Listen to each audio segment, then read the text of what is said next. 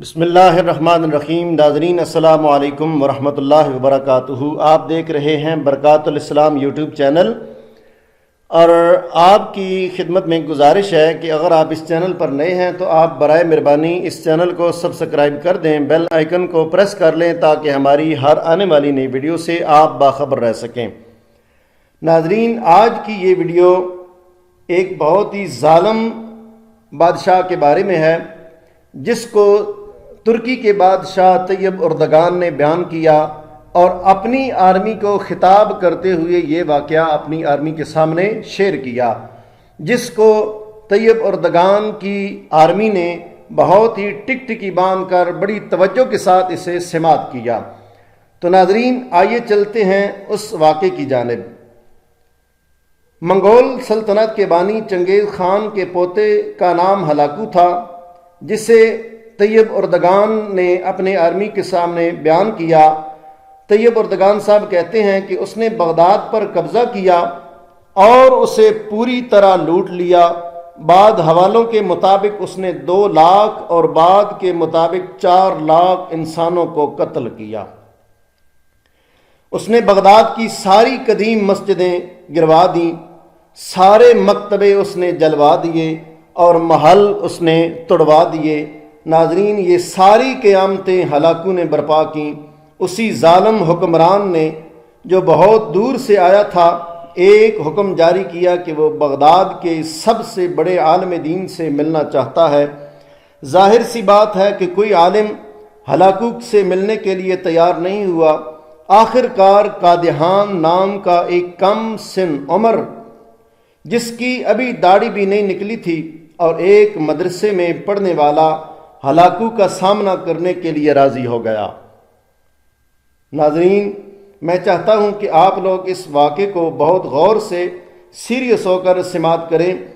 Hulagu سے ملنے کے لیے جاتے ہوئے قادحان نے اپنے ساتھ 3 چیزیں لے لیں، 3 چیزوں کا بندوبست کیا۔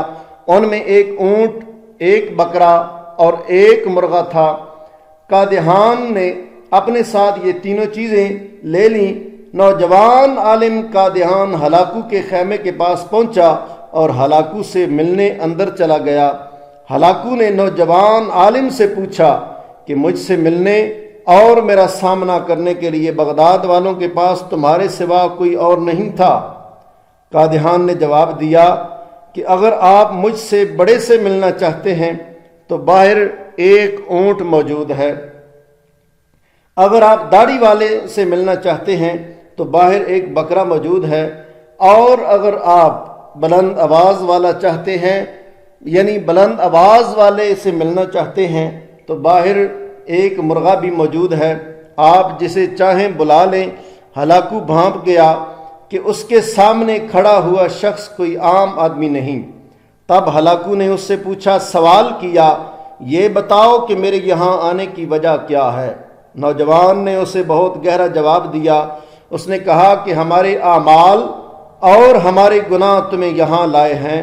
ہم نے اللہ کی نعمتوں کی قدر نہیں کی، اس کی نافرمانیوں میں آگے بڑھتے گئے۔ دنیا، مال و دولت اور زمین جائیداد ہمارے دلوں میں رچ بس گئے، اس لیے اللہ نے آپ کو ہمارے پاس اپنا عذاب بنا کر بھیجا تاکہ اس نے ہمیں جو نعمتیں دی تھیں وہ ہم سے واپس لے لے۔ یہ جواب سن کر ہلاکو نے دوسرا بڑا عجیب سوال کر دیا، مجھے کون یہاں سے نکال سکتا ہے؟ نوجوان نے جواب دیا، جب ہم نعمتوں کی قدر جان لیں گے، ان کا شکر ادا کرنے لگیں گے اور آپس کے اختلافات ختم کر لیں گے تو اس وقت پھر آپ یہاں ہرگز نہیں رہ سکیں گے۔ ناظرین، یہ بہت گہری بات تھی جو اس نوجوان عالم نے ہلاکو بادشاہ کے سامنے کہہ دی۔ ہلاکو بادشاہ اتنا ظالم تھا کہ اس نے حفاظ کو جمع کیا، حفاظ کو جمع کر کے ان کے سر تن سے جدا کر دیے اور ان کے سر تن سے جدا کر کے ان کا ایک مینار بنوایا۔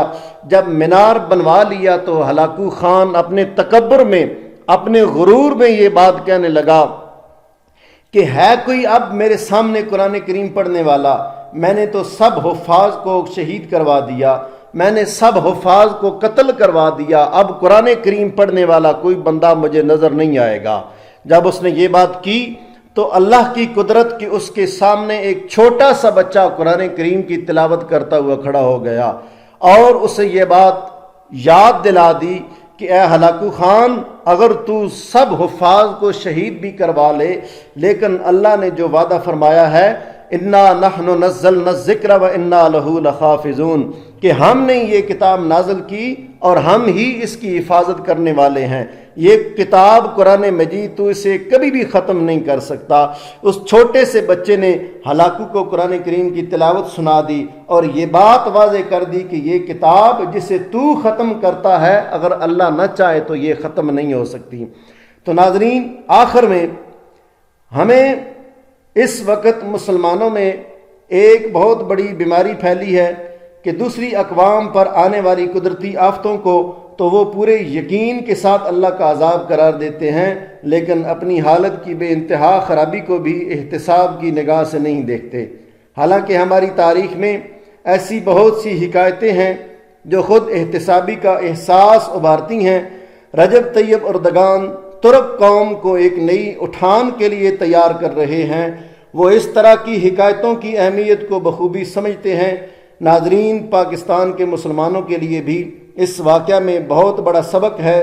اللہ کے تنبیہ عذابوں کو دوسروں کے یہاں نہیں بلکہ خود اپنے یہاں دیکھنے کی ضرورت ہے، ورنہ غفلت اور بے عملی کے پردے اور زیادہ دبیز ہو جائیں گے اور صبح امید اور دور ہو جائے گی۔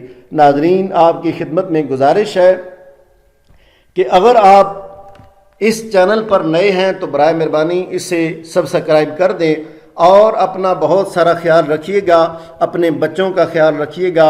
میں دعا کرتا ہوں کہ اللہ رب العالمین ہمیں بھی ایسا دلیر اور ایسا مخلص حکمران عطا فرمائے جس طرح اللہ رب العالمین نے ترکی کو ایک نیک اور مخلص حکمران عطا فرمایا۔ ناظرین، تھینکس فار واچنگ۔ السلام علیکم ورحمۃ اللہ۔